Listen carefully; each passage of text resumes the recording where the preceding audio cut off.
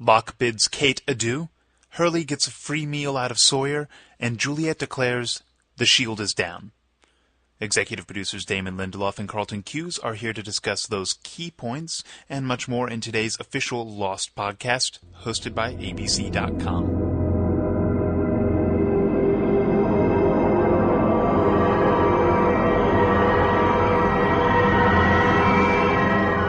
Welcome to the podcast for the episode One of Us. As mentioned, we have our favorite pod squad in the house today. They'll rehash Kate and Juliet's little trust exercise, and of course, they'll give us a sneak peek at our next episode, which airs Wednesday, April 11th from 10 to 11 p.m. on ABC, and is available the next day at abc.com. First up, though, we hear about a 3-hour tour gone wrong. Josh Holloway recounts for us a boating expedition he and Daniel Dae Kim took, and why Daniel will never go out to sea with him again.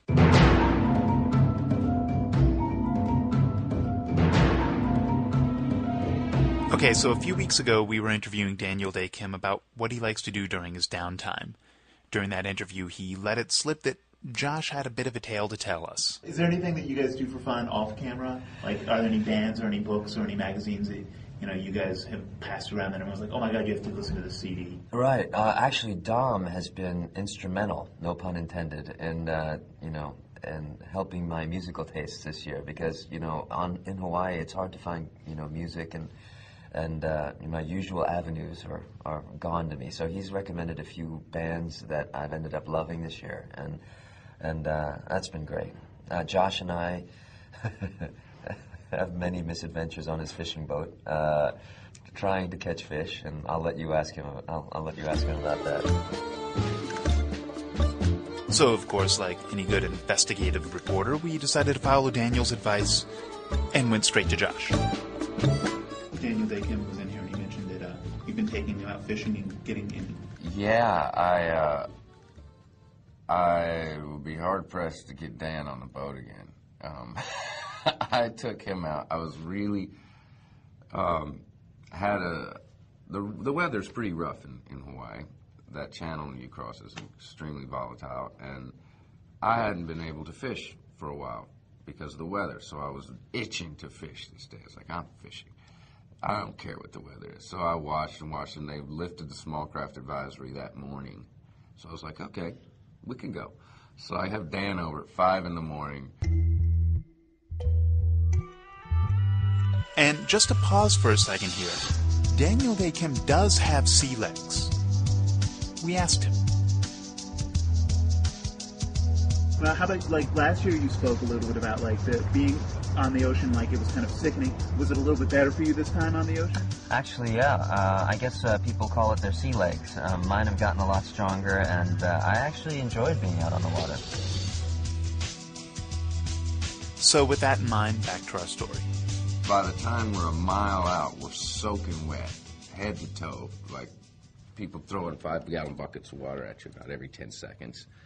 And I'm like, it's fine. Turn your head. Shake the water out of your eyes and keep going. So we go across the channel, and about the time I hit what we call the Penguin Banks, about 15 miles out, a local guy called me and was like, I hope you're not on the banks, man. And I had just arrived. I was like, yeah, it's a little rough out here. So me and Dan fished out with the waves another to 20-something miles. And then we turned around to kind of fish the line back, and we couldn't even stay on the line. It was too big. So there was a lot of silent moments on the boat. And I was trying to instill confidence in Dan by being, it's all right. This is nothing. And I was like, and we were quiet for a good hour. So I don't think he's going to be coming out anytime soon. Don't blame him. Unfortunately, unlike a good investigative reporter, we didn't get any more details out of Daniel. So instead, we went back to our original question. What favorite band did Dominic recommend? The Honorary Title, a New York band Dom turned me on to, and they're melodic. Their songs have a lot of New York references, which makes me a little homesick, and they're just a great band to listen to when you're driving to work. I guess when all is said and done, Daniel really isn't that much like his son of a fisherman character. He's just a New York boy at heart. Speaking of work, executive producers Damon Lindelof and Carlton Cuse take a break from their work on the season finale so that none of us feel left behind. Welcome to the Lost Podcast. I'm Carlton Cuse, and with me, Damon Lindelof. Is that your NPR voice? That's my movie trailer voice. That's good. For when this show's over and I can have a real career. You have to say something like, Jack Shepard was a doctor like any other doctor until He went to the mysterious island. I was doing the Lost. comedy trailer, version? Yes. which is like, the more like Jack Shepard Yeah. was a simple doctor fixing people's spines in L.A. Then suddenly, in a wacky fashion, he ended up on a mysterious island. That's great. I'd watch that movie. But they'd have to put a question mark at the end of the Lost there. It'd be Lost? Damon, For talk all the about Lost going... Let's talk about Locke. Why is he off there with the others? What kind of case did Locke make for Kate? Wow, Who you writes just- this stuff? I mean, Okay. Chris, could you write this at least so that sounds conversational? I don't know what happened with Eddie and Adam last week, but you've taken a massive step backwards in your podcasting abilities. I think, I love Eddie and Adam, but it just wasn't the same. The last time we left, you were doing these questions. You were actually making it conversational again, and now you're back on script. And when you read a sentence like, "What kind of case did Locke make for Kate?" It's kind of hard to understand what the hell that means, because I believe it's referring to Locke says to Kate, "Hey, I tried to make a case for you, but they wanted to leave you behind anyway." Was it a Prada case? I don't know what kind of case it was. Could have been a guitar case. Could have been any kind of case. A hat case. I'm just saying I'm not happy with the question. I'm not happy with the way it was written. I guess the operative question here is, when are we going to see John Locke again? I mean, literally Not for a Carlton, while. I'm just telling Not you. for a while, you make this Damon. big stink. He blows up a sub. He sees his father. He's all wet. bound and What's up with gagged. that? He's soaking wet, walking down the dock. And now he says goodbye to Kate. And you're telling me I have to wait? You give me Nikki and Paolo? Nicky and Paulo, absolutely. They're a lot more interesting than John Locke, aren't they? I guess so. So how much longer are we talking before we see John Locke again? 5 weeks. 5 weeks from right now? Pretty much. It's more like 4 weeks, right? I'll see 4 weeks. He'll pop back up in the episode I have 19. no idea when you're listening to this podcast, but it's episode 19. You've now seen episode 15. So, Okay, so it's 16 4 set. more You have weeks. to see 3 more episodes before John Locke reappears. Don't be doing all this math on my head. I won't. Yo. Okay, it's episode 19. Okay. Locke, he's back. That's good. How much does Juliet really know about the smoke monster, Damon? Well, that's an interesting question, Carlton. And I guess that she tells Kate as they're hiding in the tree that she's never seen it before, and she's acting very scared. But it seems like Juliet is able to act in many ways that are quasi-duplicitous or not entirely honest, because she certainly knows how to repel the smoke monster. Right. So that would lead her, and then after she does, she goes, "Okay, I've seen it before, but we don't know what it is." So I wouldn't exactly take her at her word there either. Can I ask you something else? Yes, you may. What is the difference between being duplicitous and being quasi-duplicitous? Well, being duplicitous is out and out lying, and being quasi-duplicitous is sort of fudging the truth. Like when I told you this morning that you look nice. That was being quasi-duplicitous. I thought 'Cause that you was look- just duplicitous. Well, because you look okay, but you don't look nice. This definitely didn't happen with Eddie and Adam. Let me just say that. That's because you can fire Eddie and Adam. And they wore their pants. Wow, they wore their pants? They wore their pants. It That was was a very odd probably experience good to actually news. do the podcast in those circumstances. So I'm a little curious here about Juliet getting left behind. I mean, what's up with that? Like, why do you think Ben ditched her? I think that, maybe there's kind of two possible explanations. One is he was tired of Juliet, didn't want her around anymore. Or maybe there's some other reason why he left her behind. Interesting. I'll stay tuned to find out what Yeah. reason B could potentially That's be. possibly I think interesting. maybe there's something personal between the two of them that he pissed her off. She pissed him off, or Clearly there is. I mean, clearly there's some unresolved tension there. Maybe we'll find out about that sometime. You know what I'd love to see? Another Juliet flashback, because I was at the end of the last one after they essentially hit her husband with a bus. I'd love to know what happened when she came to the island. Well, that's a pretty good lead-in to a What? rehash of One of Us. Oh my God! Because strangely and surprisingly, that you see how actually it- is a Juliet flashback. Do you see how it's done now, Carlton? How one looks at the sheet that Chris prepares and then creates flow. It is astonishing how you can read so well. It's one of my greatest skills. It is. It is amazing. I would never sell it short. Thank you. So let's talk about One of Us. I like One of Us. I think it's really one of our better episodes this season, and it does give us that next missing piece in that Juliet flashback story. It kind of tells us what happens after, the scene we saw previously when Alpert recruited her, and now we get to find out what happens. And Alpert is the guy who was the Middleos bioscience representative. The man showing her the slides and telling her what a great place Portland was, although my guess is they're probably not really going to Portland because the episode was called Not in Portland. But maybe we were just trying to deceive the audience, and in fact the entire show takes place in an island off the coast of Portland. That is possible. That's true. How does Portland compare to Tallahassee? I would say if Tallahassee were a 1, Portland would be a 4. A 4? On a scale of 1 to 5. Oh, on a scale of 1 to 5. Right. Oh, okay. Although Tallahassee is also a 1 on a scale of 1 to 20. I thought it was going to be a 1 to 10 scale, but okay. I that's love good. Tallahassee. I want to visit Tallahassee, and I'm sorry that we're giving Tallahassee You don't such a want to bad go to rap. Tallahassee because I if you do. go down there, you're going to get lynched. I would. I'm public enemy number 1. Honestly, Tallahassee is a fantastic... Why are you shaking your head, Carl? I love Tallahassee. All right. Well, okay. I think we should probably... Let's move on to some questions here. Let's get to some questions. All right, I'm going to start, okay? Would you? Hey, how about that question music, Chris? So catchy. Okay. Cameras used for filming Lost. This is a good question because you are very technically oriented. Damon. By the failed Hanzo experiment. One Wow. post in the last 90 days. Hey guys, I have a question suggestion for you guys. I noticed while watching season 3 that the look of the show is less cinematic than seasons 1 and 2. I was wondering if this is due to the new filming equipment used on the set of Lost, or if it is something else. I suggest you guys go back to using the same type of cameras and used in the filming of seasons 1 and 2. That is a great suggestion. I think we should. Okay, I mean, we will. really, We will. That's a great note. We've been shooting the show on Betamax this year. It was.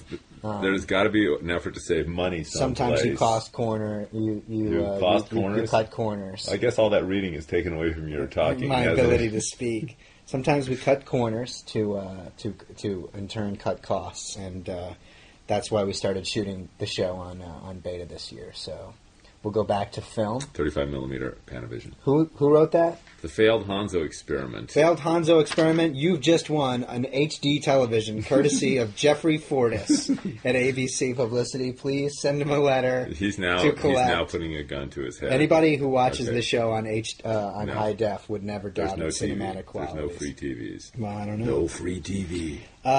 Carlton, I've got a question for you. Yes, Damon. By insert creative name here. 2 posts in the last I 90 like days. that. Immediately I said, Immediately I'm whatever charmed. this question is, I'm reading it. Yeah.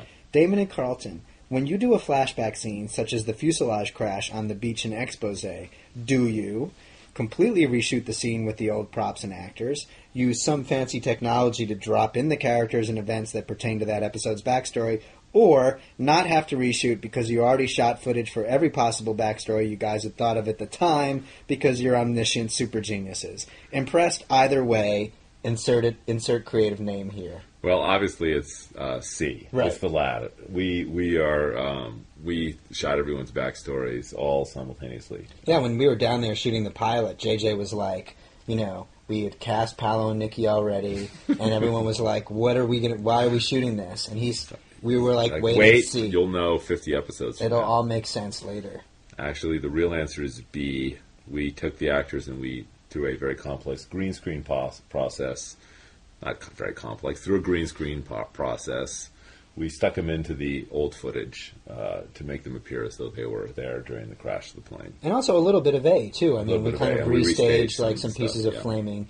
This is actually a funny story. Gene Higgins, who is our line producer, amazing, responsible for everything that sort of you see on screen, along with Jack Bender down in Hawaii, has been calling us for the better part of 2 years now, saying, "Can I throw the fuselage away?" We're like, nope. No, hold on to it. She goes, "But they left the beach. They're now the fuselage isn't. We'll never know when we'll need it again." Unfortunately, when Expose came along, there it was. Exactly. Jean's kind of like my mom when I was like 10 years old. She'd come into my room and be like, "Do you want to throw this away?" And I'd be like, "No, I need that." She'd be like, "What for? When's the last time you used it?"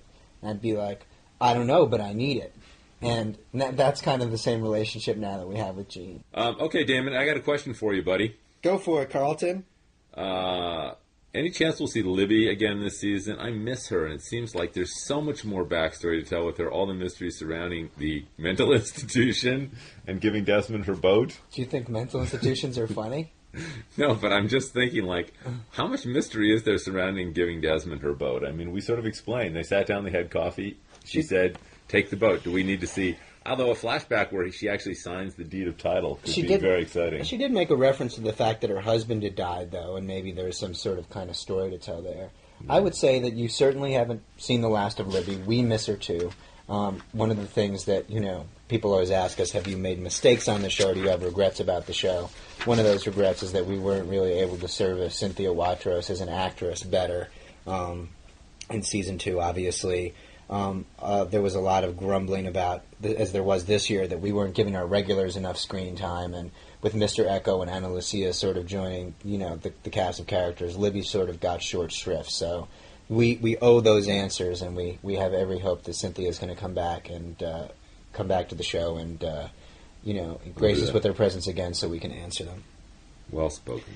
I haven't even read this question yet. Again, I just saw the subject heading and I checked it off. So, this is by Found Damon Panties. 3 posts in the last 90 days. So that's good. Okay. I'm glad that you found my panties, and if you will send them to Jeffrey Fortis at ABC, he will be sure to give them back to you. Dear Carlton Beavis and Damon Butthead, firstly, the usual. Love the show. You guys do a great job. Shout outs to the cast, the creative team, staff, etc. Best show on earth ever. But something is bugging me since last Wednesday after watching Expose. Paolo and Nikki are reading a newspaper waiting for the Flight 815 with the date of Thursday, September 24th, 2004. Which, by the way, according to the Gregorian calendar, was a Friday.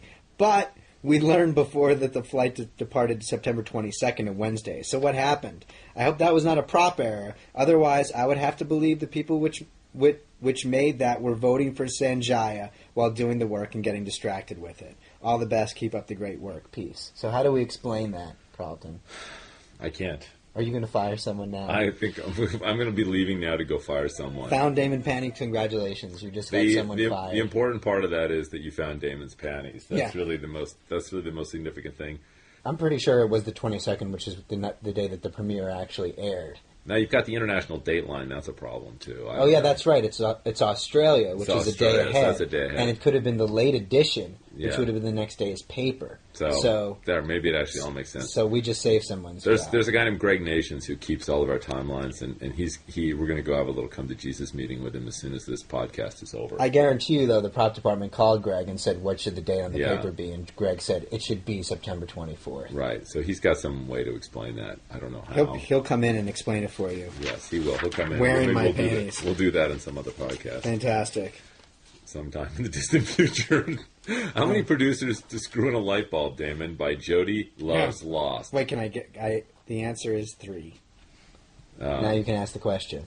Why? Because you said how many... Okay, yeah. No, there's usually a joke. It's like, how many Teamsters does it take to screw in a light bulb, know? You better not tell that joke. I know how many Jewish... 10. You got a problem with that? Yeah, that's good.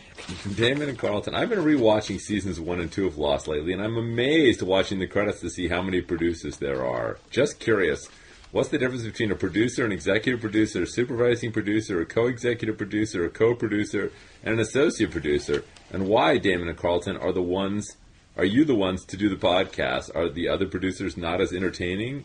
Or did you guys just draw the wrong straws? And have you noticed that if you look at the word producer enough, it starts to look like it's spelled funny? Thanks. Love the show more than ever. Who's this from? Jody Loves Lost. Okay, first off, Jody, It's time to get back on the meds. Second, if the word producer, if you're staring at it for too long, seriously, just don't stare at it. Secondly, all of those fancy titles are basically just that. They are titles. So, you basically start in the business, if you are a writer, as a staff writer, and then you move up to story editor, then executive story editor, then co-producer, then you're officially a producer, then you go supervising producer, co-executive producer, and finally executive producer, which is the top of the proverbial food chain. There's complications like there's often credits produced by, because there's a producer who's actually in charge of the physical production, and that person is actually a producer, whereas in some cases the people with these producer titles are writers. So that is the hierarchy for writers, and as you ascend, you get a producer title that goes with your writing skills and talents, and you're involved actually in helping to produce the episodes. They're like belts in karate. They are, exactly. Or military titles. Sure, yeah. But also you don't have to be a writer. Like Jack Bender is an executive producer on the show, and he runs the show in Hawaii. So he's a director, and Stephen Williams is a supervising producer, and he's also a director. Gene Higgins is in charge of physical production, and she's a co-executive producer, and Pat Churchill is a producer, and she also works on the physical production side. All the other people that have producer credits are writers, and so because there are so many producers, I mean, first of all, this is probably logistically. Now they've got a point, though, because the more you say the word producer, the more strange it sounds. Exactly, Jody's right. Anyway, so there's it's such a logistically challenging show that we actually have, I think, 14 people that have a producer or above title on the show, but I can't imagine that there's any other scripted series that's as complicated to produce as Lost in the known universe. And how go your negotiations to become a mega producer on the show, Carlton? How's that working out? Senior supervising Emperor producer. Emperor is nice. An that Emperor has a good producer. title. That's good. Has a nice ring to it. Okay. Well, there you have it. That's all we can say on that subject. And it's not a lot. I hope you watered your plants while we were doing our dissertation on producing. One more question? Sure, Carlton. I don't have any more, so if you've got one more for me. Hello, amigos. Greetings from Brazil. I've got some questions for you. Number one, were you guys talking serious about Rousseau having a flashback? She seems to know a lot about what's happened on the island.